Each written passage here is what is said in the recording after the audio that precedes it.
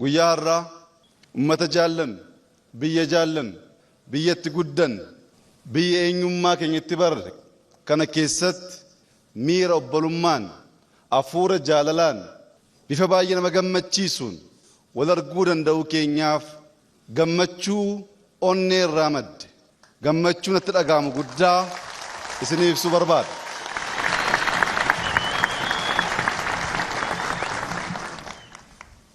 Biyya ofii, saba ofii, ummata beekan, aadaa beekan, fuula beekan arguun onnee namatti tora.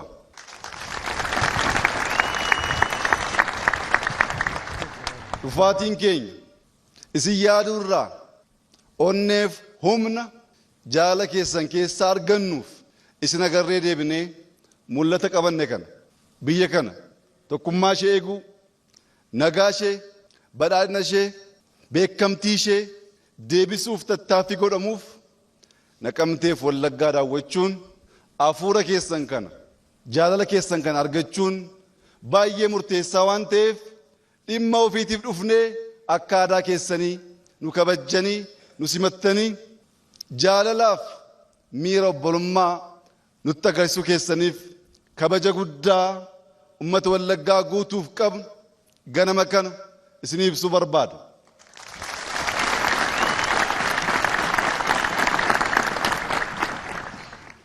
Namni gammachuu keessa jiru miiraan guutama waan ta'eef baay'ee dubbadhee dubbii balleessuun barbaadu. Yaa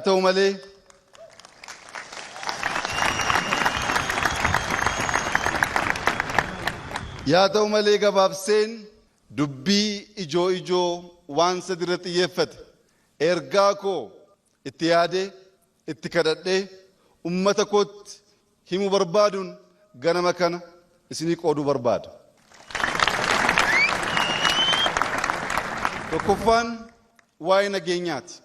Jaarraa tokko oliif eenyummaan isaa sarbamee afaan isaatiin gargaaramuu akka hin dandeenye godhamee abbaan biyyummaa isaa, abbaan lafummaa isaa sarbamee biyya isaatti akka sanyii lammaffaa ilaalamuuf rakkatee biyya kana dhiisee baqachuuf sadarkaa hin dandeenyetti biyya isaa keessatti hidhamaa ta'ee jaarraa tokko oliif jiraateera. Bara akkasii qabsaa'uun, aarsaa kaffaluun, sirna diddaa garbummaaf waan kaffalamu hunda gochuun barbaachisaadha. Har'a garuu ummanni Wallaggaa guutuu baruu kan qabu Oromoon bilisoomeera. Oromoon afaan isaatiin gargaaramuun gaaffii isaa miti.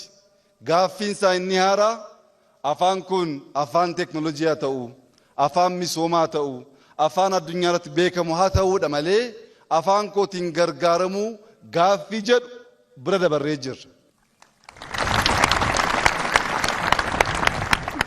Oromoon gaaffii abbaa biyyummaa, gaaffii ofiin of bulchuu harree hin qabu. Aarsaa qaalii kaffalee, ijoollee kichuu kaffalee, didee dhiiga isaaf lafee isaatiin abbaa biyyummaa isaa ofiin of bulchuu isaa dhugoomsee jira. Gaaffiin kun darbee jira. Gaaffii kanaaf hin qabsoofnu. Haa ta'u malee ofiin of bulchuun qofti gahaa hin ta'u. Misoomuu qabna, jijjiiramuu qabna. Ijoolleen keenya lafa keenya gurguruu hin qabani, hattummaa babal'achuu hin qabu. Waaqa isaanii sodaachuu, ummata isaanii kabajuu, tajaajila haqaa kennuu qabu. Gaaffii jedhu immoo har'as qabna. Kanaaf garuu du'uun nun barbaachisu. Qabsoon hin dhaabbata jechuu miti. Qabsoon kaleessaa karaa nagaatiin yaada haaraa burqisiisanii mari'achuu dorgomuun hin danda'amu waan tureef aarsaa qaalii kaffalleerra. Dinneerra, mormineerra, qabsoofneerra, waaqa keenya qabannee mooneerra.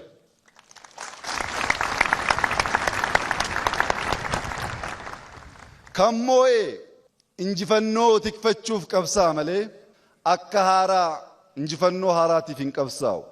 Har'a tokkummaan uummata keenyaa, tokkummaan saba keenyaa kan barbaachisuuf injifannoo aarsaa qaaliitiin argate kana tikfachuu, eeggachuu, tokkummaa Itoophiyaa, tokkummaa sabaaf sablammii, misooma biyyattii kana dhugoomsuuf yoo ta'e alatti kana booddee waa'ee afaanii, waa'ee Oromiyaaf Oromummaa, waa'ee sabboonummaa, waa'ee ofiin of bulchuu ajandaa qabsoo goonee hin qabsoofne yoo ta'e har'as kaleessa keessa jiraannaa isa har'aaf isa borii hubachaa hin jirruu jechuudha.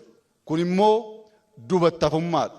Dubattafummaan Oromoof, dubattafummaan keessattuu ummata Wallaggaaf hin tolu waan ta'eef nuti mul'anni keenya gara fuulduraa deemuudha malee duuba laalaa, duuba yaadaa, duuba jiraachuu miti waan ta'eef isa kaleessaa irraanfachaa isa boriif hiixachuu qabnaa jechuun barbaada.